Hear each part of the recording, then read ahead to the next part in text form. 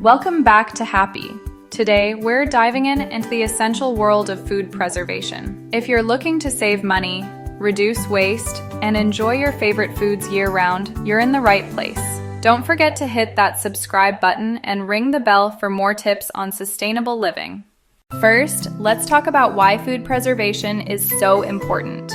Did you know that nearly 1/3 of all food produced globally is wasted? By preserving food, you can save money, reduce food waste, enjoy seasonal flavors all year round, maintain nutritional value. There are several methods to preserve food, and today we'll cover the most beginner-friendly ones: canning, freezing, dehydrating, fermenting, pickling.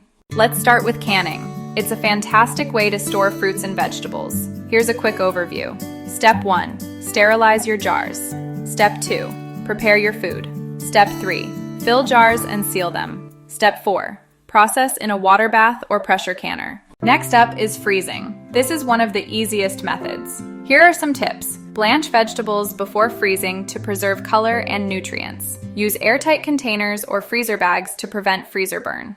Dehydrating is another great option. It's perfect for fruits, herbs, and even meats. Here's how to do it. Slice food evenly. Arrange on dehydrator trays.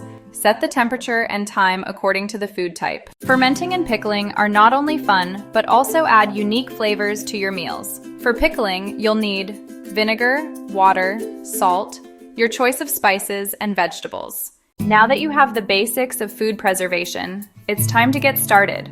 Which method are you most excited to try? Let us know in the comments below. And remember, preserving food is not just about saving it for later. It's about enjoying the flavors of every season. Don't forget to like, share, and subscribe for more tips on sustainable living.